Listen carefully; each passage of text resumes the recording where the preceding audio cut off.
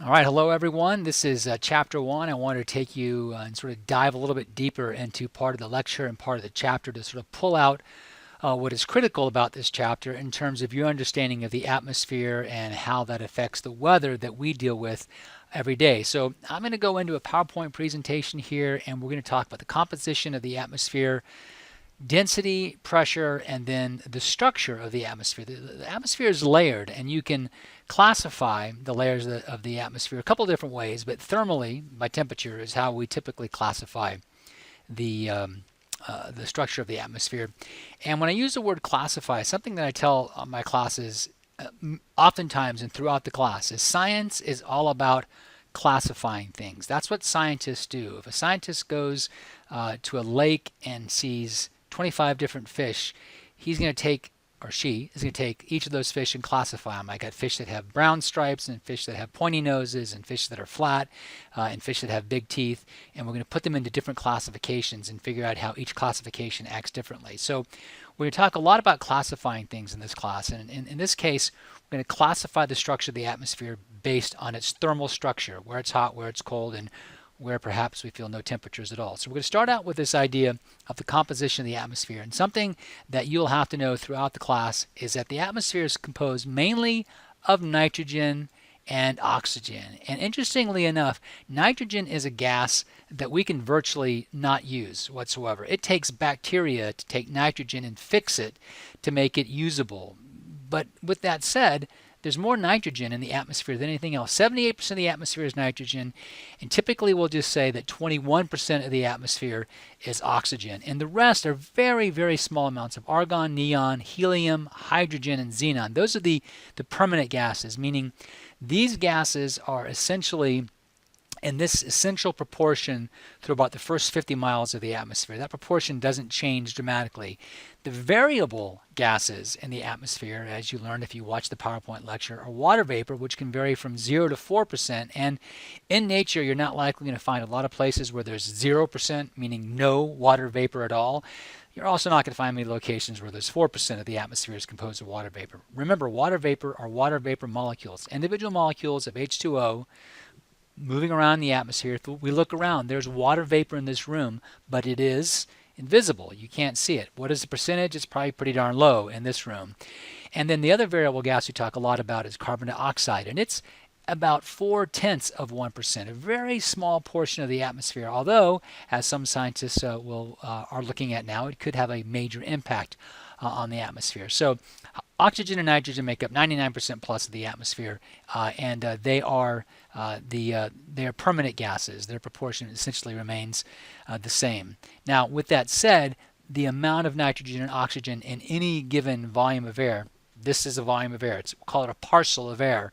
In this parcel of air, there's so many oxygen molecules, so many nitrogen molecules. If we have more water vapor or the humidity is higher, we know the humidity is higher when? It's higher in August, right? It's hot and humid in the summertime. It can be drier in the wintertime. If there's more humidity in this parcel of air today than there was yesterday, the H2O, the water vapor molecules, have to replace some other gas. And because air is mostly made up of nitrogen and oxygen, typically the water vapor molecules replace either hydrogen and nitrogen. And that's going to become important when we start talking about the actual weight of air. All right, so since we know that air has weight, meaning every molecule in the air, whether it's going to be water vapor, 0 to 4%, nitrogen, some 78%, or oxygen, almost 21%, those molecules all have weight. Some molecules are heavier than others, but they all have weight. And if you take a column of air from the ground up to space, that column of air has a certain weight. If you took a square inch, maybe a square inch of that air and go up the column, it weighs about 15 pounds. The air does. It weighs about 15 pounds per square inch. That's the pressure that's being pushed down on us, but also being exerted in all directions. Gases exert pressure in all directions because they're free flowing. They're moving all around. So atmospheric pressure is the total mass of air above any level. Air molecules, they have weight. The total weight of air molecules in a column exerts pressure on the Earth's surface. So the total weight of air molecules exerts pressure on the Earth's surface. And when we weigh that pressure, just like if you weighed me on a scale, I'd be, 162 pounds. Okay, no.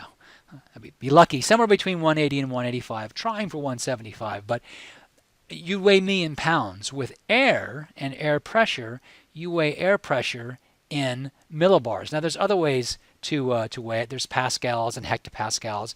We're going to use millibars. And millibars is the way that air pressure is measured at the surface on most weather maps. It's going to be in millibars, most commonly expressed in millibars. All right, so gravity tends to pull molecules toward the surface. So gravity tends to pull most of the air molecules closer to the Earth's surface.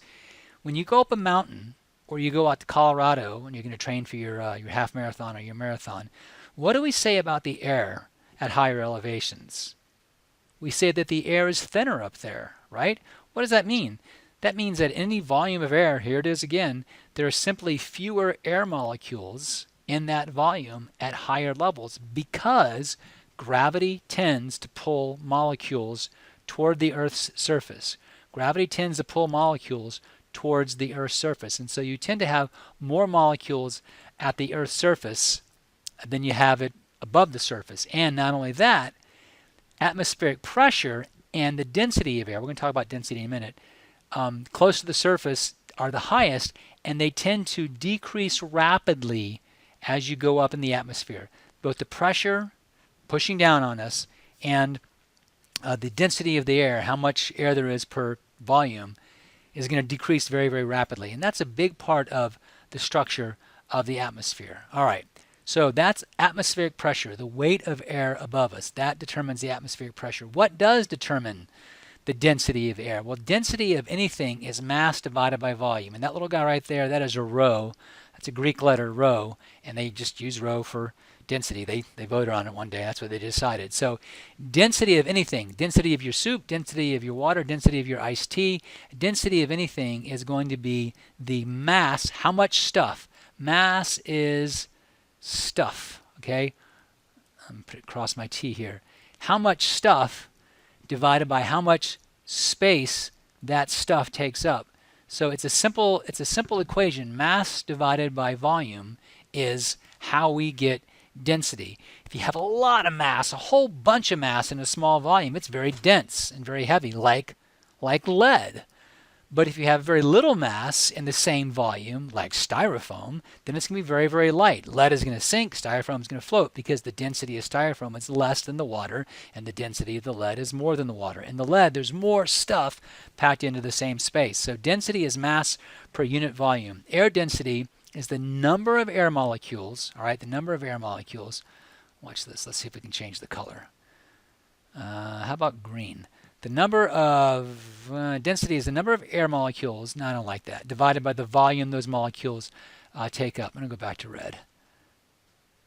There's my red. All right, so in any given volume of air, and again, I held up, that's our air parcel. So here is our air parcel. We're going to call it square. I'm going to have a second one over here. All right, that's another air parcel. And you're going to assume they're both the same size. If this air parcel has 1, 2, 3, 4, 5, 6, 7, 8, 9, 10 air molecules, and this air parcel has 1, 2, 3, 4, 4, come on. All right, we're going to go with 3. It has 3 air molecules. Then the density of this parcel over here is less than the density of that parcel over there because there's less mass per unit volume. So in this, it's 3. All right, that's the number of air molecules. And let's just say the volume is, we're just going to call it 10 for easy numbers. It's 10, all right? But in this one, it's 10 molecules divided by 10. Well, if you solve that fraction, the density of this parcel is 1, and the density of this parcel is what? 0.33. So it is less dense. It's actually less dense. So air density is the number of air molecules divided by the volume the molecules occupy. Air has greater density when it has greater number of air molecules occupying the same volume. Air has less density when fewer molecules occupy the same volume. All right, how does that play out with the structure of the atmosphere? There's that almost 15 pounds per square inch that I talked about right there. Okay, there it is right there.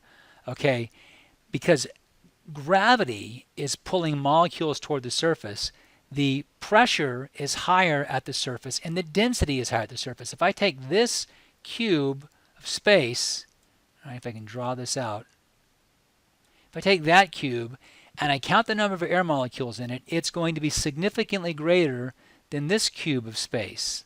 I didn't draw this one very well. It's going to be significantly greater than that cube of space. The density is going to be much higher than the density here.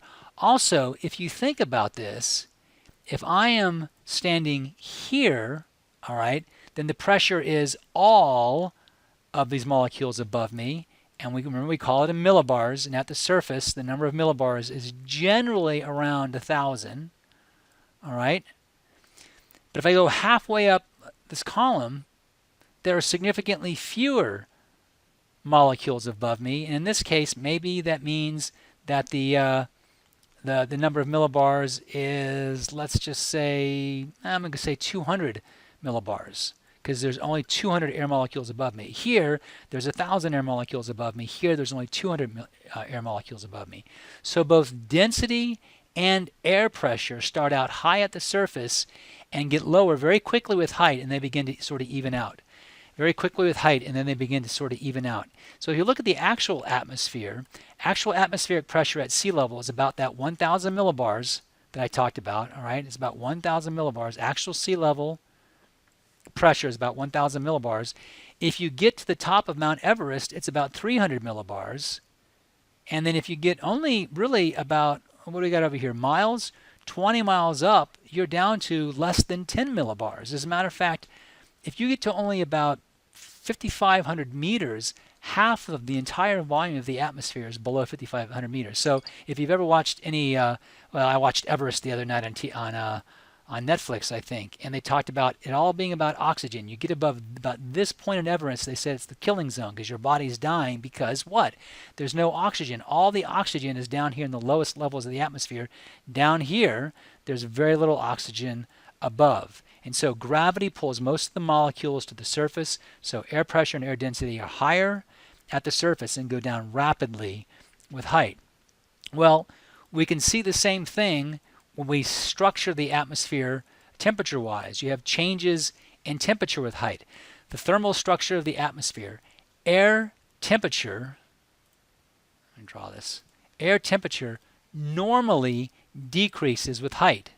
Okay, the rate at which air temperature decreases with height is called the lapse rate.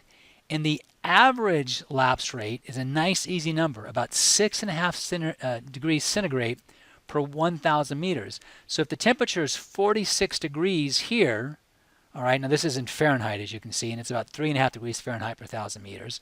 For every 1,000 feet, in this case, I'm saying meters, but I meant feet, you go up, the temperature goes down 3.5 degrees Fahrenheit.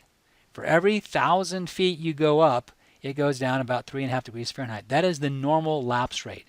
That is the normal lapse rate. An inversion occurs only if temperature goes up with height. If temperature went up with height and then went down, in that section right there, that would be known as an inversion. We'll talk more about inversions later. But the lapse rate is the rate at which temperature goes down with height in the atmosphere. And we use that lapse rate to give us the thermal structure of the atmosphere. So let me go to the next slide. And this is the vertical structure of the atmosphere based on temperature. And there's going to be 1, 2, 3, 4, 5 layers of the atmosphere.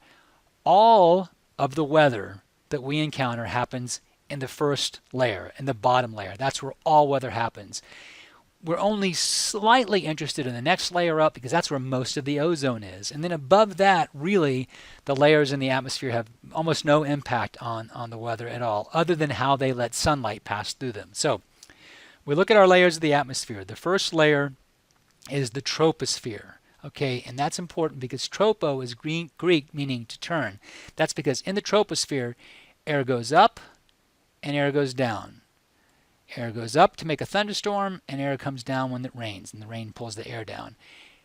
In the troposphere, air turns over. It goes up and it goes down. It goes up and it goes down. That's about up to about 11,000 meters. All the weather we experience constantly turning over by air currents. And the temperature goes from, an average of somewhere around 60 degrees Fahrenheit down to very, very chilly, about 76 degrees below Fahrenheit at the top of the troposphere. All right? And there's literally a top of the troposphere known as the tropopause. And the reason why there's a top of the troposphere is above that layer, temperatures start to go up. Now, I'm not saying it gets warm because it doesn't get warm, but temperatures begin to go up. First, they're what we refer to as isothermal. They don't change at all. And then temperatures go up. And what do we call it when temperatures go up in the atmosphere? We call that let's do this in cursive, an inversion. Right? That is an inversion. Temperatures are going up. Now, they're not getting warm. They're only getting up to about freezing, but they do go up. And because temperatures go up in the atmosphere, air in the stratosphere, that is, doesn't turn. It just sinks, and it becomes very layered and very stratified, what we call it the stratosphere.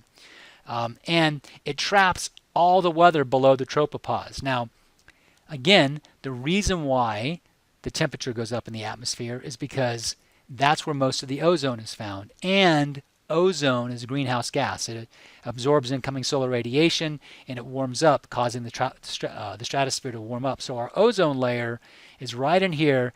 It causes the stratosphere to warm up, and it also protects living things from UV light. The stratosphere is very important to us. The rest of this is going to be the mesosphere, and the thermosphere and the exosphere, and we talked about that in the PowerPoint lecture, the narrated lecture. But I do want you to understand that structure of the atmosphere based on density, based on pressure, and based on temperature, and how the thermal structure of the atmosphere based on temperature gives us the two main layers that we deal with. The troposphere, which is where all the weather is, bounded at the top by the tropopause, and then above the tropopause, the stratosphere, where temperatures either are the same or go up, causing air to sink. And that's what creates that boundary between the troposphere and the stratosphere, is that sinking air.